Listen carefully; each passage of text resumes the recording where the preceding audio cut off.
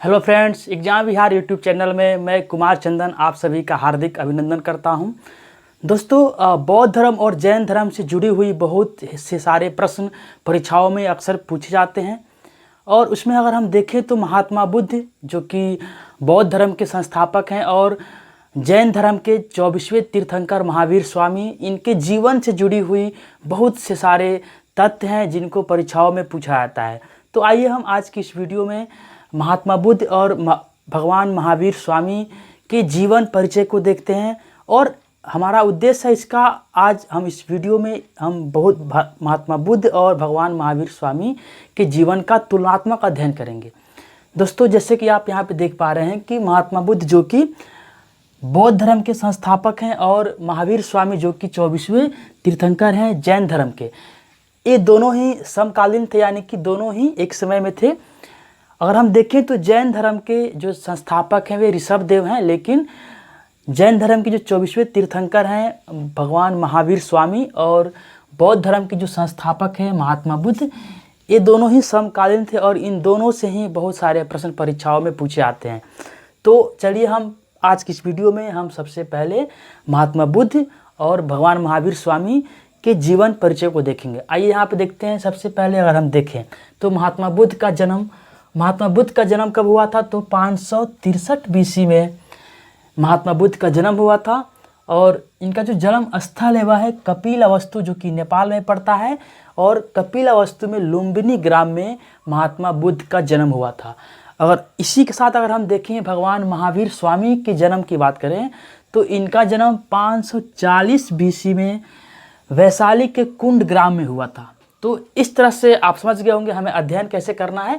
ऐसे बौद्ध धर्म पे जो 3 वीडियो आपके नीचे डिस्क्रिप्शन में लिंक दिए गए उसको आप देख सकते हैं, लेकिन यहाँ पे हम जैन धर्म और बौद्ध धर्म में तुलनात्मक रूप से अध्ययन करेंगे। तो ये हो गया जन्म। अगर हम देखें तो महात्मा बुद्ध के बचपन के नाम की बात करें तो इनके बचपन का नाम था सिद्धार्थ। वहीं अगर महावीर स्वामी के बचपन के नाम की बात करें तो इनका बचपन का नाम वर्धमान देखने को मिलता है। तो दोस्तों, अब आइए देखते हैं इनके पिता का नाम। महात्मा बुद्ध के पिता का नाम सुद्धोधन था जो कि शाक्य कुल के प्रधान थे। शाक्य कुल जो कि एक गणराज्य था और उसके प्रधान थे और उनके पिता का नाम सुद्धोधन था। तो ये प्रश्न पूछा जाता है कि महात्मा बुद्ध किस कुल से थे या फिर उनके पिता का नाम क्या था?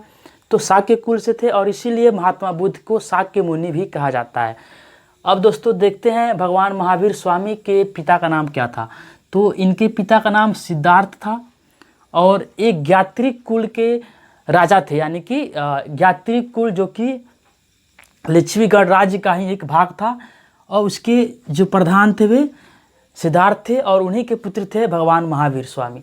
तो दोस्तों, इस प्रकार आपने देखा कि जहाँ महात्मा बुद्ध के पिता का नाम सुद्धोधन देखने को मिलता है, वहीं महावीर स्वामी के पिता का नाम सिद्धार्थ है। अगर हम माता की बात करें तो महात्मा बुद्ध की माता का नाम महामाया है जो कि कोलीय वंश की राजकुमारी थी। और महावीर स्वामी की माता का नाम त्रिशिला है जो कि लिच्छवी नरेश चेटक की बहन थी। तो दोस्तों, इस प्रकार त्रिशिला महावीर स्वामी की माता का नाम जो कि लिच्छवी नरेश चेटक की बहन थी। वहीं अगर महात्मा बुद्ध की माता की बात करें तो महामाया थी जो कि कोलीय वंश की राजकुमारी थी। लेकिन दोस्तों, महात्मा बुद्ध की जन्म के कुछ ही दिनों बाद उनकी माता की मृत्यु हो जाती है और उनका जो लालन पालन है वह उनकी मौसी प्रजापति गौतमी के द्वारा किया गया है। तो इसलिए हमें महात्मा बुद्ध के मौसी का नाम भी याद रखना होगा जो कि है प्रजापति गौतमी। और इसलिए महात्मा बुद्ध को हम लोग गौतम बुद्ध भी कहते हैं क्योंकि उनका जो लालन पालन करने वाली जो उनकी मौसी थी उनका नाम प्रजापति गौतमी है।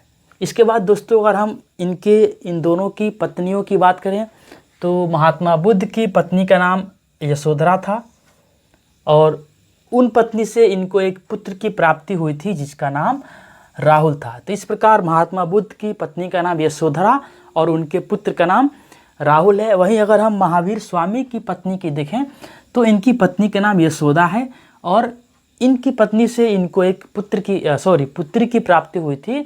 इनकी पुत्री का नाम है प्रियदर्शनी और इनकी पुत्री की शादी जमाली के साथ हुई थी। इस प्रकार महावीर स्वामी की जो दामाद हैं उनका नाम जमाली है। तो दोस्तों इस प्रकार आपने देखा कि महात्मा बुद्ध की पत्नी का नाम यशोधरा है, वहीं महावीर स्वामी की पत्नी का नाम यशोदा है। तो नाम में क्वाइट डिफरेंस है, थोड़ा सा अंतर है, इस अंतर को हमें ध्यान रखना होगा। अब दोस्तों देखते हैं गृह त्याग की घटना। अगर हम गृह त्याग की घटना की बात करें तो महात्मा बुद्ध 29 वर्ष की आयु में गृह त्याग किए थे। वहीं अगर महावीर स्वामी की बात करें तो महावीर स्वामी 30 वर्ष की आयु में गृह त्याग किए थे। इस तरह दोस्तों दोनों को हमें ध्यान रखना है। 29 वर्ष की आयु में महात्मा बुद्ध ने गृह त्याग किया और 30 वर्ष की आयु में महावीर स्वामी ने गृह त्याग किया। इसके बाद अगर हम देखें ज्ञान प्राप्ति, दोस्तों महात्मा बुद्ध की जो ज्ञान प्राप्ति यानी कि निर्वाण की प्राप्ति हुई थी, ज्ञान प्राप्ति को ही निर्वाण कहते हैं या फिर संबोधि भी कहते हैं। तो महात्मा बुद्ध को ज्ञान प्राप्ति जो हुई थी वह 35 वर्ष की आयु में हुई थी, यानी कि 6 वर्ष, 29 वर्ष की आयु में इन्होंने गृह त्याग किया और 6 वर्ष कठिन तपस्या करने के बाद महात्मा बुद्ध को 29 वर्ष की आयु में ज्ञान की प्राप्ति हुई। और ज्ञान की प्राप्ति स्थल की बात करें तो इनकी ज्ञान की प्राप्ति जो है वह गया में हुई थी। गया के उरुवेला जंगल में निरंजना नदी के तट पर पीपल वृक्ष के नीचे महात्मा बुद्ध को वैशाख पूर्णिमा के दिन ज्ञान की प्राप्ति हुई थी। दोस्तों वैशाख पूर्णिमा की बात करें तो आपको बता दें कि महात्मा बुद्ध का जो जन्म है 563 BC में, वह भी वैशाख पूर्णिमा के दिन हुआ था।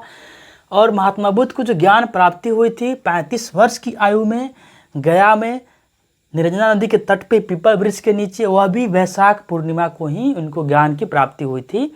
और महात्मा बुद्ध का जो मृत्यु है यानी कि महापरिनिर्वाण की जो घटना है वह भी वैशाख पूर्णिमा के दिन ही हुआ था। तो इस प्रकार से अगर हम देख रहे हैं तो महात्मा बुद्ध का जन्म, उनको ज्ञान की प्राप्ति और उनकी मृत्यु, ये तीनों ही वैशाख पूर्णिमा के दिन हुए थे। इसलिए वैशाख पूर्णिमा को हम लोग बुद्ध पूर्णिमा भी कहते हैं। तो दोस्तों ये बात आपको ध्यान रखना है। आइए आप देखते हैं यहाँ पे, तो हमने देखा कि ज्ञान प्राप्ति की जो घटना है यह 35 वर्ष की आयु में बोध गया में निरंजना नदी के किनारे पीपल वृक्ष के नीचे हुआ था। वहीं अगर हम महावीर स्वामी की ज्ञान प्राप्ति की बात करें तो इनको ज्ञान की प्राप्ति 42 वर्ष की आयु में हुई थी, यानी कि 30 वर्ष की आयु में इन्होंने गृह त्याग किया और 12 वर्ष के तपस्या करने के बाद 42 वर्ष की आयु में महावीर स्वामी को ज्ञान की प्राप्ति हुई। अगर हम ज्ञान प्राप्ति स्थल की बात करें तो जाम्बिक ग्राम में, जो कि वैशाली में पड़ता है, ऋजुपालिका नदी के किनारे साल वृक्ष के नीचे महावीर स्वामी को ज्ञान की प्राप्ति हुई थी। तो दोस्तों ये सारे ही प्रश्न बहुत ही कॉमन प्रश्न है, अक्सर पूछे जाते हैं कि भगवान महावीर स्वामी को ज्ञान की प्राप्ति किस वर्ष की आयु में हुई, किस वृक्ष के नीचे हुआ, किस नदी के किनारे हुआ। उसी प्रकार महात्मा बुद्ध को ज्ञान की प्राप्ति किस नदी किनारे हुआ, किस वर्ष में हुआ, कहाँ पे हुआ। तो इस तरह से आपको ये ध्यान रखना है। मैं फिर से रिपीट कर रहा हूँ, महात्मा बुद्ध को ज्ञान की प्राप्ति 35 वर्ष की आयु में निरंजना नदी के किनारे पीपल वृक्ष के नीचे हुआ। पीपल वृक्ष को हम बोधि वृक्ष भी कहते हैं। और दोस्तों महावीर स्वामी को ज्ञान की प्राप्ति 42 वर्ष की आयु में ऋजुपालिका नदी के किनारे साल वृक्ष के नीचे हुआ था। तो दोस्तों इस प्रकार आपने देखा ज्ञान प्राप्ति स्थल के बारे में। आइए अब देखते हैं इनकी मृत्यु यानी कि महापरिनिर्वाण। मृत्यु को महापरिनिर्वाण कहा जाता है। तो भगवान महात्मा बुद्ध की जो मृत्यु है वह 483 BC में, यानी कि 80 वर्ष की आयु में। अगर हम इनको जन्म को देखें तो 563 BC में इनका जन्म हुआ और 483 BC में इनकी मृत्यु हो जाती है। इस प्रकार से महात्मा बुद्ध की जो मृत्यु है वह 80 वर्ष की आयु में हो जाती है। और कहाँ पे होती है तो कुशीनारायण, जिसे हम कुशीनगर भी कहते हैं, वर्तमान के उत्तर प्रदेश में स्थित है। तो कुशीनगर में महात्मा बुद्ध की मृत्यु होती है और महात्मा बुद्ध की मृत्यु को महापरिनिर्वाण कहा जाता है। और दोस्तों अगर हम देखें महावीर स्वामी की मृत्यु की बात करें तो महावीर स्वामी की मृत्यु 468 BC में, यानी कि 72 वर्ष की आयु में। अगर इनको जन्म को देखें तो 540 BC में इनका जन्म हुआ था और 568 BC में इनकी मृत्यु हो जाती है। इस प्रकार भगवान महावीर स्वामी 72 वर्ष की आयु में पावापुरी, जो कि राजगीर नालंदा में स्थित है, बिहार में स्थित है, पावापुरी में इनकी मृत्यु हो जाती है। तो दोस्तों इस प्रकार से हमने अभी देखा कि महात्मा बुद्ध जो कि बौद्ध धर्म के संस्थापक हैं, वहीं भगवान महावीर स्वामी जो कि जैन धर्म के 24वें तीर्थंकर है।